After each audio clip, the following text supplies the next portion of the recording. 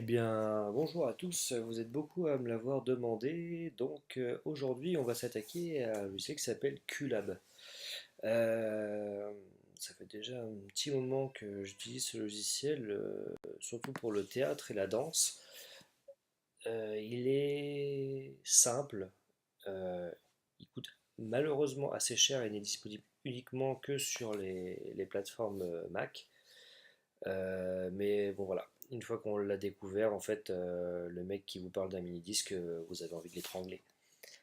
Donc voilà, donc petit tuto sur la présentation de QLab. Donc là, on arrive sur la fenêtre standard à l'ouverture. On a différentes options, on est sur le mode Edit ou le mode Show. Donc on va voir après à quoi ça correspond. On a ici la petite molette des paramètres qui nous permet donc d'avoir différents menus, général, Kmap avec différents raccourcis clavier qu'on peut affecter.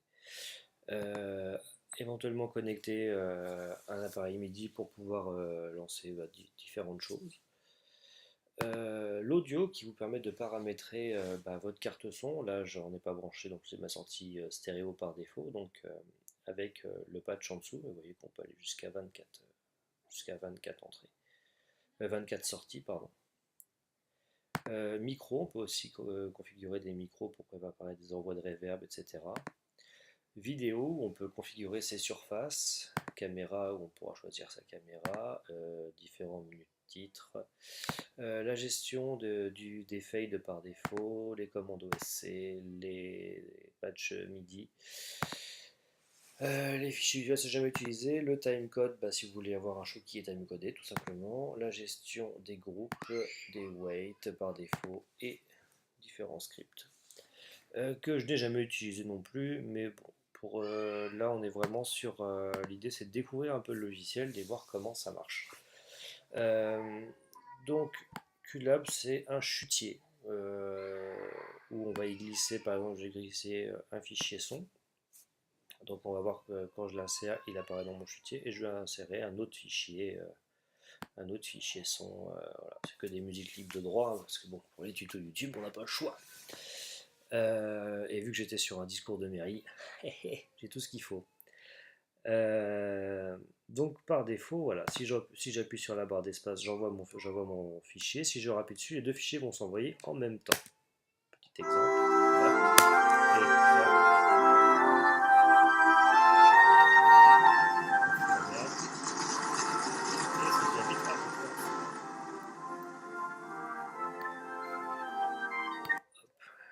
J'en profite avec le petit menu là qui permet d'avoir les actions rapides sur le côté et de voir en même temps les queues qui sont actifs. Par exemple, si j'ai activé celui-là, dans la même clé, vous voyez ce qu'il y a et dans les queues actives, ce qui nous permet aussi de pouvoir avancer dans le temps et l'arrêter.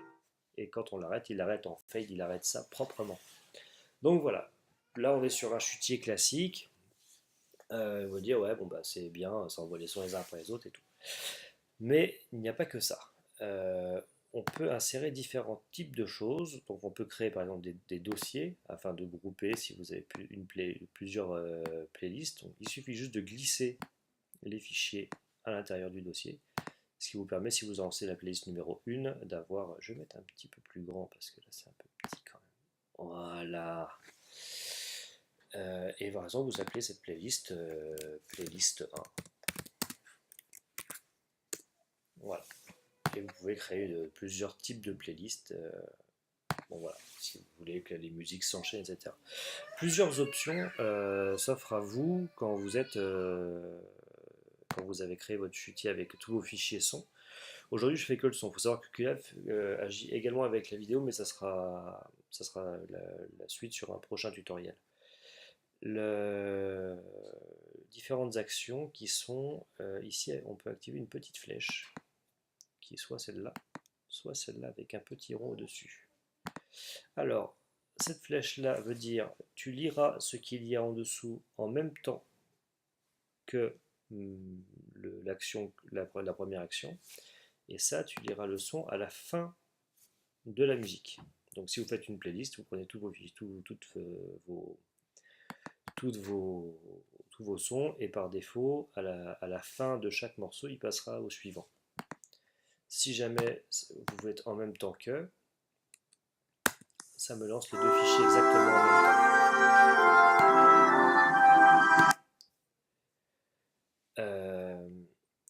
Donc cette action-là, bon, c'est important de la connaître parce que c'est de là que va découler toute la suite du tutoriel.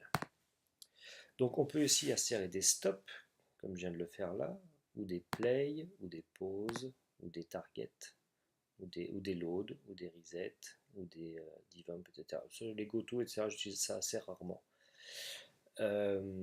Mais on va partir sur les fondamentaux, à savoir le play, le pause, le stop et le fade. C'est ces quatre outils-là qui vont vous servir tout le temps. Donc, je vais prendre ma musique militaire et je vais dire, bon bah voilà, là je vais y glisser juste derrière un fade. Voilà. Donc ce fade, pour le moment, est assigné à rien du tout, une petite croix rouge dessus. Si je veux que ce fade soit assigné à cette musique, c'est-à-dire qu'il agisse sur cette musique quand je vais le lancer, je le mets ici. Je glisse ma musique militaire dans le fade. Maintenant, il y a toujours la croix rouge, parce que ce fade ne connaît pas son action.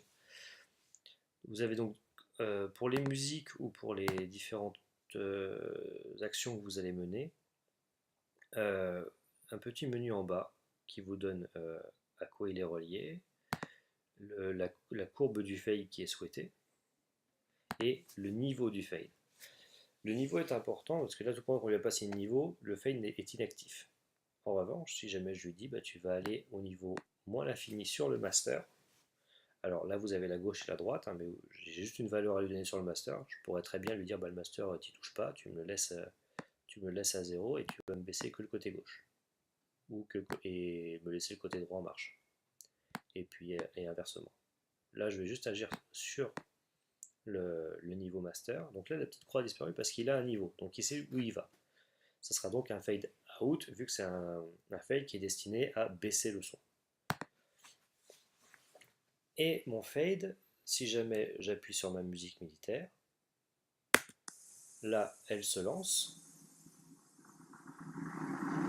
Et quand j'appuierai sur la barre d'espace, j'enverrai un fade qui arrêtera la musique. Et là vous verrez que le fade il a fait une action, c'est-à-dire qu'il a baissé le son. En revanche, ma musique elle est encore en train de tourner.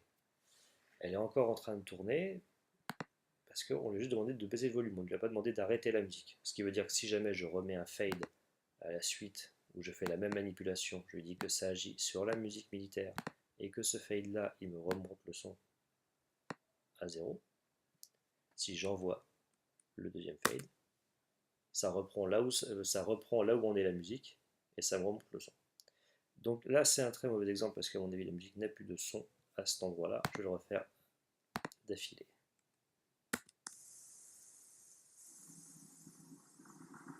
Non, autant pour moi. Ça n'a pas marché pour une autre raison, c'est que du coup, vu que là j'avais activé les deux là, il faudrait que je les remonte dans le deuxième fade. Donc je ne vais pas le faire, hein, je vais faire comme si j'y avais pas touché à ces deux là. Enfin bon, pour qu'on reste sur le basique. J'ai ma musique. Je lance un fade. Donc là il est en 5 secondes, je vais vous montrer après comment est-ce qu'on change. Et là, la musique revient. Ok.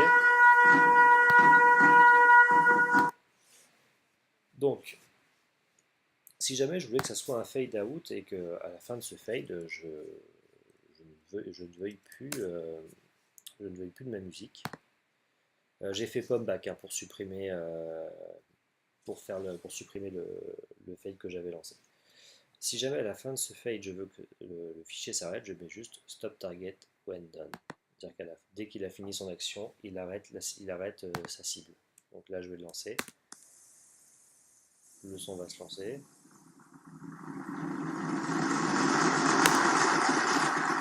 Je lance le fade, ça fade. Et là le son est arrêté. Donc je n'utilise plus de mémoire pour gérer mon son. C'est important de bien le faire si vous ne réutilisez plus le son. Donc voilà.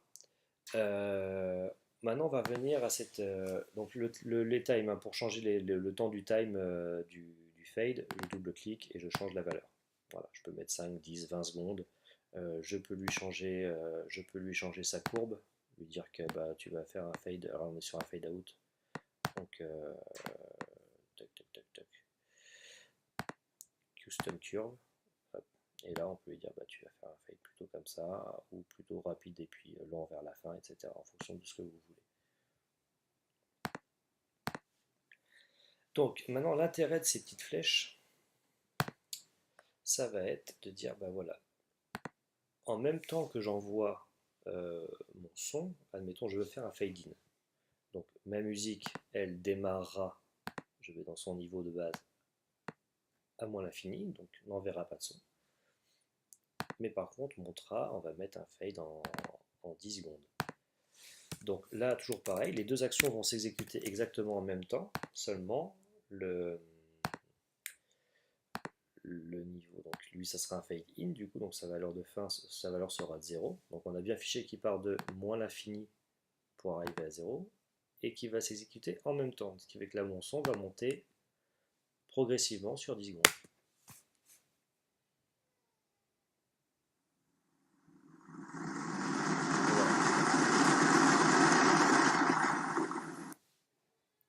Et là, il s'est arrêté à la fin de l'action parce que j'ai pas décoché le petit stop target.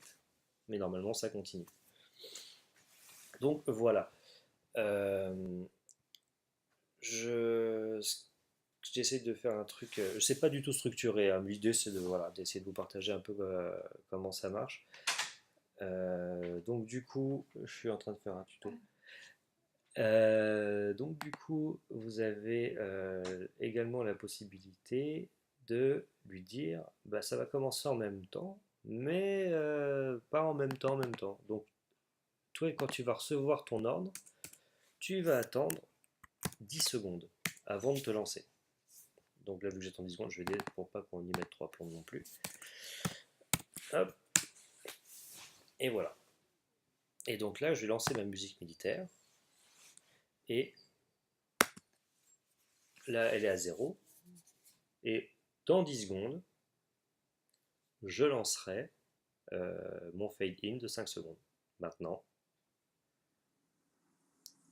Et là, le son est parti. Voilà. Donc, voilà, je ne sais pas si vous vous rendez compte enfin, de toutes les possibilités qu'il y a avec ça. Je vais aller un petit peu plus loin. Je vais lui dire, bah voilà, une fois que tu as fini de monter, tu lanceras en même temps tu lanceras en même temps à la fin de la montée, tu me lanceras cette musique-là. Donc ça, c'est à la fin de cette action. Tu me lanceras cette musique-là. Cette musique-là partira à 0 dB. Il y aura un fade in tout pareil.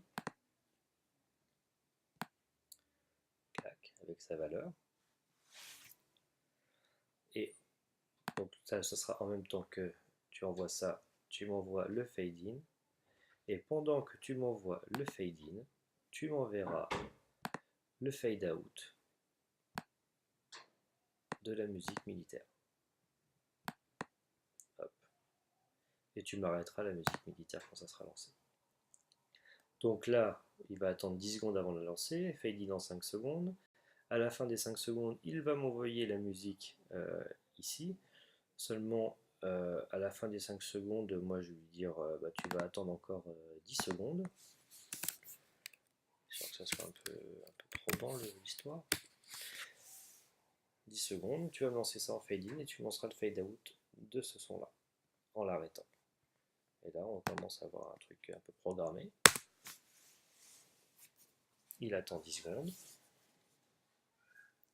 Il m'envoie en fade in la musique militaire. Clac.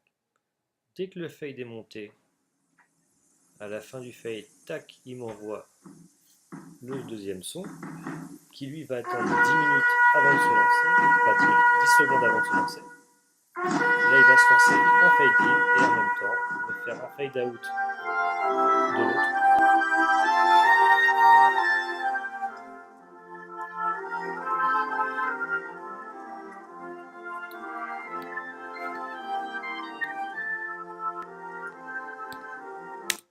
Et du coup, après, j'arrêterai tout avec un stop.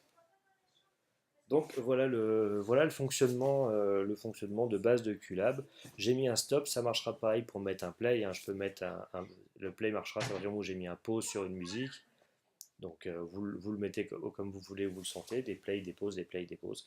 L'important c'est de respecter l'ordre du chutier et de toujours assigner quelque chose à vos actions. Là j'ai mis un stop de l'hymne européen. Je peux le dégager, mais je peux mettre pour vous donner vraiment la finalité de ce tuto pour aujourd'hui, ça sera déjà pas mal. Euh, je vais mettre un pause sur l'hymne européen et je vais remettre un play ici. Et quand je ferai pause, il se relancera automatiquement après 5 secondes.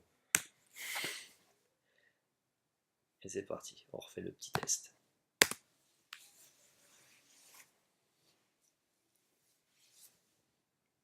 Donc toujours pareil, on attend les 10 secondes pour le fade-in.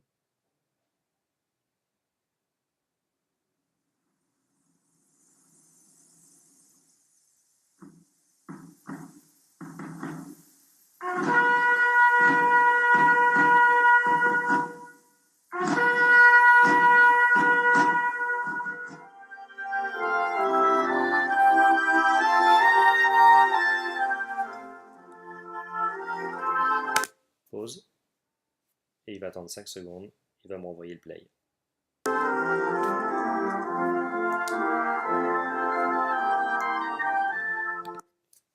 Et voilà. Euh, Allez, on va pousser un petit peu plus loin le truc sur une musique. Et ça, c'est génial. Parce que le nombre de fois vous avez des sons, vous n'avez pas besoin du début, vous n'avez pas besoin du. Voilà. Bah, vous dites pas, moi, l'intro avec le roulement de tambour, ça m'a gavé. Je veux que ça commence directement là sur les trompettes. Hop. Et bah, du coup, alors je vais enlever toute la merde qu'il y a avec là. Hop, et je vais lui remettre son son directement pour qu'on puisse entendre ce qu'on fait. Hop. Mais donc du coup là, quand j'envoie mon son, j'envoie directement les trompettes. Donc ça c'est assez cool, hein. Par exemple les morceaux que vous avez pour votre pièce de théâtre et genre il y a 0,5 secondes de blanc devant, ce qui fait que quand vous faites play, vous n'êtes pas vraiment immédiat. Là, vous pouvez vraiment caler directement quand vous allez appuyer sur la barre d'espace. C'est parti exactement où vous vouliez que ça parte, ce qui vous permet vraiment d'avoir des tops ultra précis sur des pièces de théâtre. Le gros avantage également, c'est qu'une fois que vous avez défini tous vos niveaux de musique, quand vous allez dans une autre salle, vous avez juste à réaligner votre master et normalement ça tient. Le show il tient du début à la fin. Donc voilà, vous avez un son de référence que vous calez et après bah, tous les sons, le niveau il sera toujours bon. Bon, après il y a des systèmes où effectivement il y aura toujours des petites corrections à faire, mais voilà. Je vous... Du coup, désolé, il y a ma fille qui vient de rentrer. Euh, bah donc du coup, voilà, toujours le niveau qui est impeccable, des sons qui démarrent au quart de tour, jamais de problème de CD rayé ni de quoi que ce soit, ou de MD, ou qui ont été déminiatisés, etc. Vous pouvez vraiment renommer tous les titres comme vous le voulez, vous faire des playlists, genre si jamais vous avez 3 pièces à gérer dans la même soirée, bah vous avez votre pièce numéro 1, votre pièce numéro 2, votre pièce numéro 3. Vous n'avez pas à changer de support ni quoi que ce soit. C'est assez redoutable comme logiciel. Là, je vous ai juste fait un exemple avec le son, mais vous imaginez bien que là, je suis sur une sortie stéréo basique, mais vous pouvez gérer du 5, du 5, du 10 points de diffusion. Envoyer un son à droite qui, quand il s'arrête, envoie un truc à gauche, etc. Enfin, vous pouvez vraiment faire un gros boulot de spatialisation avec ce logiciel. Euh, et toutes ces choses, vous pouvez faire louper, hein, je ne vous ai pas montré, mais dans le time loot, je veux dire, là il joue qu'une seule fois, mais je peux choisir qu'il joue 2 fois de suite la loupe entre ce point-là et ce point-là. Et voilà, tu loupes ce truc-là autant de fois que possible. Donc ça vous évite, genre, si jamais vous avez un créateur son qui vous dit ouais, faut que tu mettes en repeat la piste 1, puis après tu te mets en autopause pour faire les autres tops, bah là non. Tu prends ton fichier, tu dis bah lui il joue en repeat, et puis bah quand tu lui mettras son fade out, il lui mettra son fade out et tu l'arrêteras. Tu fais ce que tu veux. Donc voilà, c'est une grosse arme de guerre. Pour le son, pour faire ce que je suis en train de vous faire, la licence elle est gratuite. Il n'y a pas besoin de faire. Alors peut-être les fades et les pauses, il faudra que vous les réassigniez à chaque fois. Ça fait longtemps que j'ai pas pris la version gratuite de QLab. J'ai payé ma licence parce que voilà, je l'ai utilisé énormément pour les tournées. À savoir que là, je vous ai montré donc pour le son, ça marche pareil avec la vidéo. Et pour la vidéo, je vous montrerai pour le mapping et tout, c'est redoutable. Ça prend tous les formats d'Apple ProRes. Et également, ça fait de l'envoi MIDI. Donc, bah, vous avez vu mes tutos sur Delight, mes shows de théâtre. Voilà, vous avez le son, la lumière, tout le son, la lumière, la vidéo. Tout est géré par QLab, et mes tops ils sont au cordeau quoi. Si jamais il y a un top lumière à 0,2 secondes et 22 centièmes d'un fichier son, le top lumière il partira à ce top là. Donc sur un spectacle de danse bien encodé, enfin avec des danseurs qui sont calés, vous envoyez votre piste, et puis après vous vous foutez dans la salle et vous regardez votre show quoi. Voilà, j'essaierai d'approfondir. N'hésitez pas à me laisser des petits commentaires sur qu'est-ce qui vous intéresserait exactement de connaître sur QLab, sur quoi il faut que je me focalise pour vous donner des bases solides pour que vous n'ayez pas peur de le prendre en show. Moi, ça fait 6 ans que j'utilise, j'ai jamais eu un bug, jamais eu un lag.